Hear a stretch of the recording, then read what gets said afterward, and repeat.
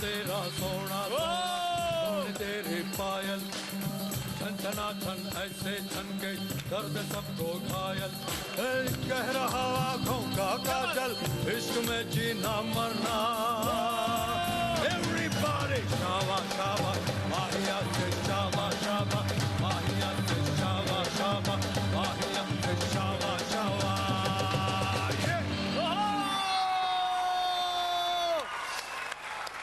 क्या बात आहे सुदेश सर, या मंचावरती मी तुमचं मनापासून स्वागत करतो. Thank you thank you. आजचा एक विशेष भाग सर आम्ही इकडे करतोय, आवाजांचे जादूगार. आणि तुम्ही किती मोठे जादूगार आहात हे सगळ्यांनाच माहिती आहे. कसं वाटतंय चला हवा येऊ देश या मंचावरती येऊन? म्हणजे ही अतिशयोक्ती म्हणता येणार नाही. मी तळमळत होतो या प्रोग्राममध्ये येण्यासाठी. क्या बात. खूप खूप म्हणजे सगळीकडे जगभरात हा शो इतका पॉप्युलर आहे, इतका पॉप्युलर आहे. मला वाटतं जेवढे स्टार्स आहेत त्यांनी नाही म्हटलं तरी छोटे किंवा मोठे सगळे इथे येण्यासाठी तरसतात.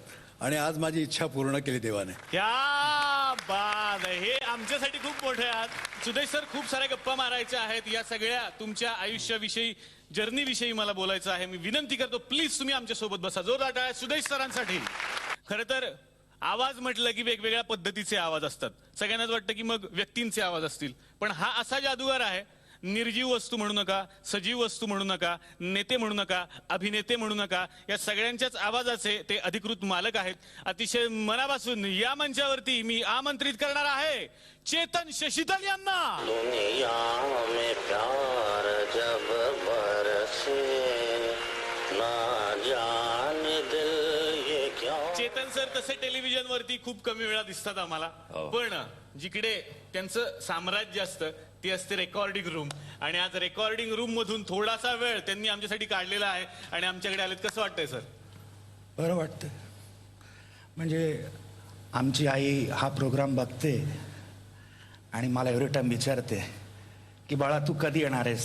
आणि आमच्याकडे सर आलेले आहेत आमच्या विनंतीला मान देऊन, त्यामुळे खरंच मला खूप आनंद झालेला आहे. बरं आता बोलू नॉर्मली. मला खरंच भीती वाटत होती की ह्यांचा आवाज असाच आहे की बसलाय का मला पेशंट मिळणार, ह्याचा एक वेगळा मला आनंद की नंतर मी त्यांना गोळ्या देऊ. नाही काय असतं कधी कधी आता आवाज असा असतं, आपण एखाद्या व्यक्तीला बघतो आणि व्यक्तीला बघितल्यानंतर आपल्याला एक आयडिया साधारण असते की ह्या व्यक्तीचा आवाज असा असू शकतो. पण कधी कधी असं वाटतं मी जर आता येऊन तुमच्या समोर जर असं बोललो असतो तर लोकांना वाटलं अरे काय हा कसा आवाज काढणार, ह्याचा काय आवाज काढतो. म्हणजे कितीही काढायचं असेल, कुठूनही आवाज काढायचा असेल तर आवाज कुठून काढायचा हा पहिला मुद्दा. आणि आपण जेव्हा आपलं हे श्वासोश्वासावरती आपण जेवढा एक ताबा मिळवतो त्याच्यानंतर आपण कसंही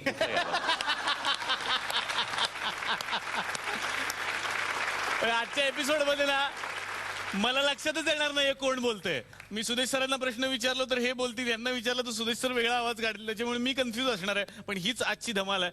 मला सरांना विनंती करायची प्लीज सर तुम्ही आमच्या सोबत बसा. जोरदार टाळ्या सरांसाठी. तर आता आणखीन एका बादशाला या मंचावरती मी आमंत्रित करणार आहे. मंडळी, खरं तर स्टँडअप कॉमेडी ही ज्या व्यक्तीनं घराघरात पोहोचवली आणि जॉनी लिव्हर यांना ते स्वतःचे गुरु मानतात, जोरदार टाळ्यांनी या मंचावरती मी आमंत्रित करणार आहे इंडियन लाफ्टर चॅलेंजचे पहिले विजेते सुनील पाल यांना.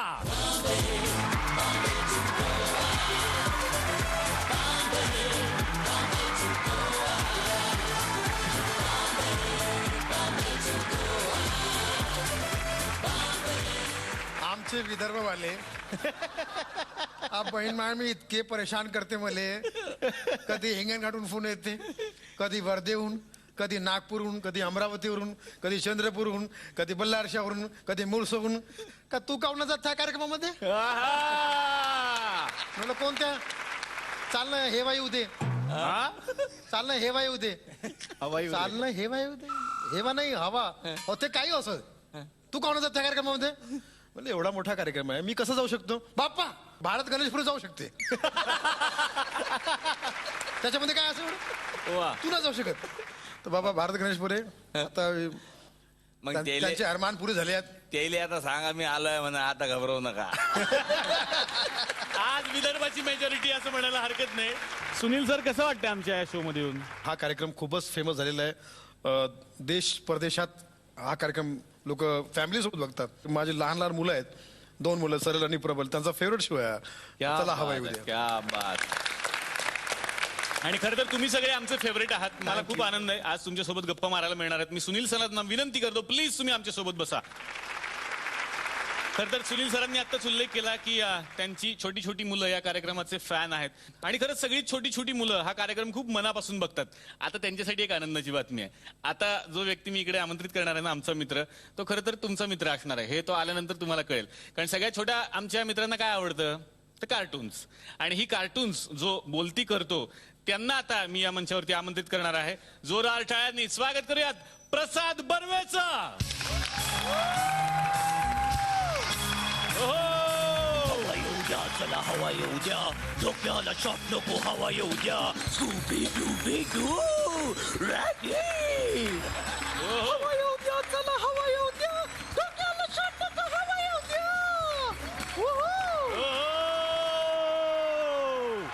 मनापासून स्वागत प्रसाद तुझं या मंचावरती.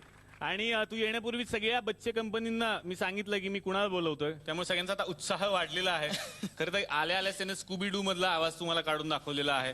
प्रसाद, खरंच ही कला मला माहिती नव्हती आतापर्यंत. ही मला अलीकडे कळलं की हे सगळे आवाज तू देतोस. खरं सांगू का, यासाठी झीचेच आभार मानायला हवेत. कारण डबिंग हे असं एक क्षेत्र होतं जे लोकांना कधीच माहीत नव्हतं. आता मी मागे गप्पा पण मारत होतो त्यावेळेला मिमिक्री हा प्रकार लोकांना माहिती आहे. त्याच्या मिमिक्रीचे कलाकार सुद्धा लोकांसमोर आलेले आहेत.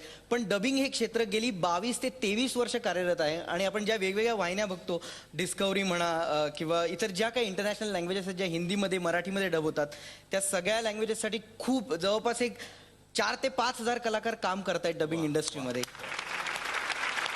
तर आता झीने एक नवीन जो प्रयोग सुरू केलाय की सगळ्या इंटरनॅशनल फिल्म्स मराठीमध्ये आता डब होत आहेत. तर त्याच्यामुळे मला वाटतं आज डबिंग आर्टिस्टचं प्रतिनिधित्व मी करतोय असं मला वाटतं. थँक्यू. आणि प्रसाद, लहान लहान मुलांच्या मनातले सगळे प्रश्न मला तुला विचारायचे आहेत. मी तुला विनंती करतो, प्लीज तू आमच्या सोबत बस. जोरदार प्रसाद साठी.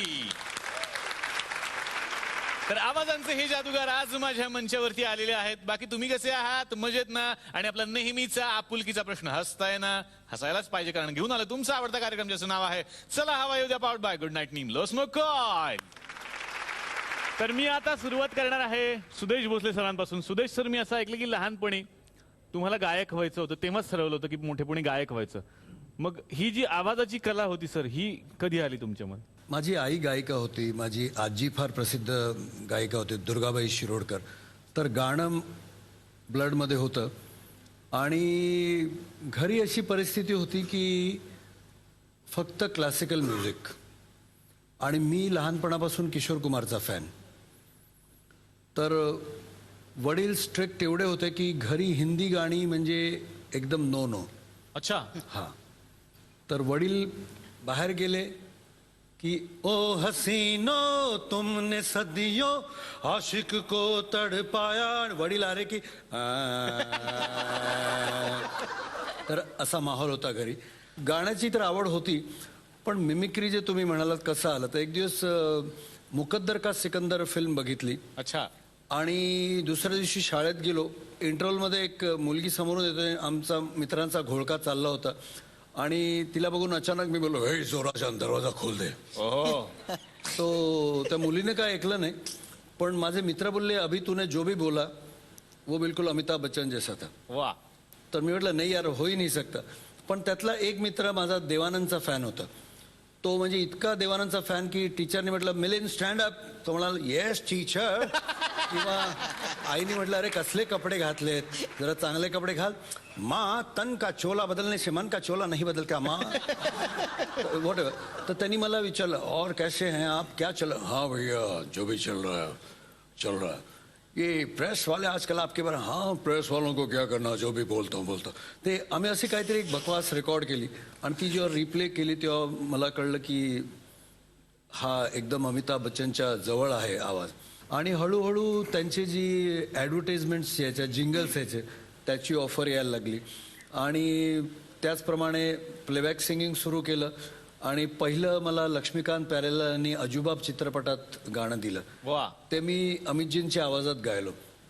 ते गाणं ऐकल्यानंतर अमितजींनी मला बोलवलं आणि मला शशी कपूर साहेब घेऊन गेले.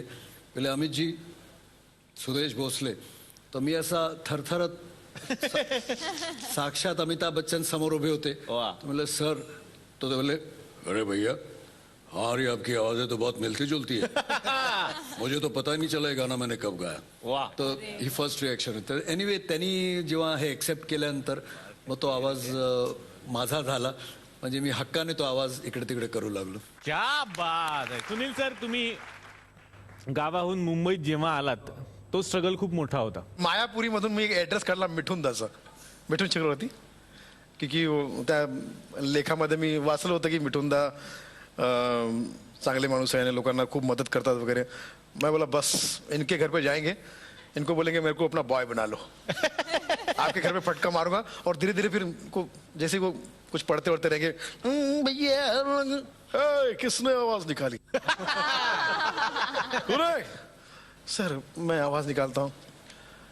अच्छा, तो मुझे मैंने प्लान कर लिया था कि वो मेरे को देखेंगे और बोलेंगे अरे तू तो आर्टिस्ट है, चल तुझे पिक्चर में दिला देता हूँ काम. ये शॉर्टकट मैंने सोचा था और उस शॉर्टकट के चक्कर में मैं बॉम्बे आ गया 1995 में. आणि गेलो सकाळी सकाळी त्यांच्या घरी. पण बॅड लक, मिठुंदा शूटिंगसाठी गेले होते 3 महिन्यासाठी.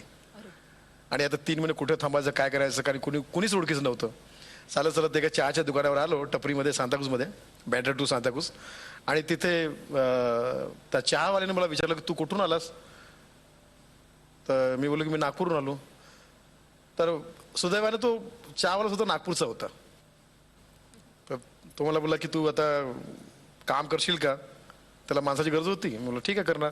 आणि मग तिथंच आपलं काम करणारी राहणार आणि तिथूनच आपलं करिअर सुरू झालं. जॉनी लिव्हर आणि तुमची ओळख कशी झाली. जॉनी भाई समोर जेव्हा आम्ही आलो तर जॉनी भाई मेकअप करत होते. कुछ काहीतरी फोन चालू होता. मला बघतात, कोण रे तू, कोण रे. सर वो सुनील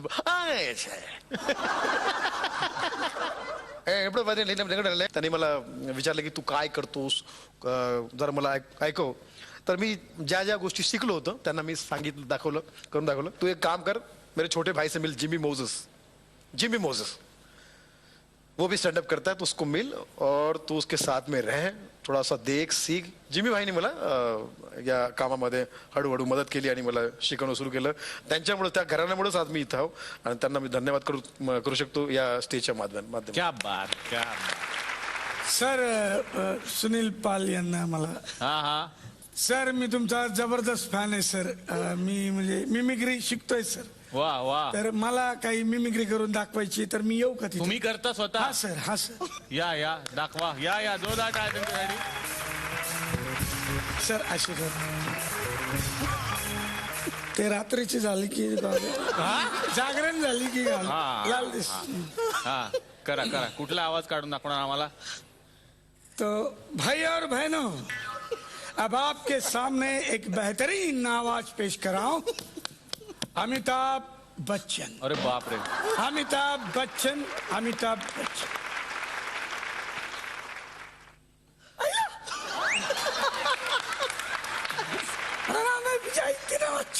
हा कुठला अमिताभ बच्चनचा आवाज. सर, अमिताभ बच्चननी सचिनचा आवाज काढलाय सर. सुदेश सर, एक नवीन प्रयोग केलाय सर. तुम्ही करा नक्की. आम्ही करूच शकत नाही असं. बघा सर, एक नवीन क्रिएटिव्ह ना. अमिताभ बच्चन यांनी सचिन तेंडुलकरचा आवाज काढला. हाँ सर. बर. आता पेश कर रहा हूं मैं एक बेहतरीन आवाज, देव आनंद. वा. सर हे बाजूला ठेवू जरा. त्या मी धरतो. सगळे तयारीत आले ते आज. वा.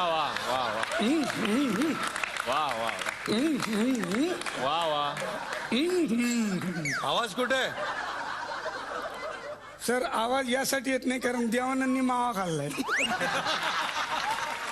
आवडत नाही जेव्हा तुम्ही लाफ्टर चॅलेंज मध्ये नसीरुद्दीन शाह यांचा आवाज ऐकवला तर त्याची एखादी झलक आम्हाला ऐकायला आवडेल. ठीक आहे. माधुरी दीक्षित की एक फिल्म आई थी, आजा नचले. वो फिल्म ज्यादा नहीं चली क्योंकि हीरोइन खुद ही कह रही है न चले न चले मेरी जान तू न चले। तो ये मैंने सपने में देखा कि ये फिल्म देख ली वीरप्पन ने, और पता नहीं क्या हुआ, उन्होंने माधुरी को किडनैप कर लिया। फिल्म स्टार सारे हमारे माधुरी को छुड़ाने के लिए पहुंच गए। नसीर भाई, नसीरुद्दीन शाह, वो क्या है कि किसी लड़के को जंगल में उठाकर लाना गुनाह है, 10 गुना है, 20 गुना है, 100 गुना है, 1000 गुना है। पाप है ये, सुना तुम लोगों ने, पाप है ये, मैं तो कहता हूं पाप का बाप है ये। वाह वाह, इनके बाद हमारे मिठुंदा पहुंच गए। ओए, ए वीरप्पन, अगर तूने माधुरी को नहीं छोड़ा वाह, तो मेरी आने वाली फिल्म जो कि बहुत बड़ी फ्लॉप है वो मैं तेरे पे छोड़ूंगा। और तू तो सड़प तड़प तड़प के मर ही जाएगा। अगर नहीं मरा तो फिर तुझे ग्रैंड सैल्यूट। अब इनके पीछे पहुंच गए शाहरुख खान।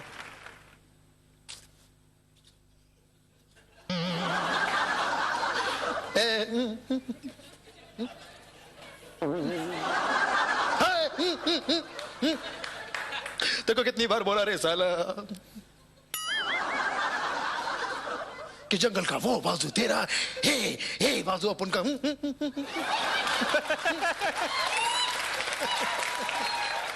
तू तो खल्लास। धन्यवाद। वाह वाह। झी 24 तास रहा एक पाऊल पुढे.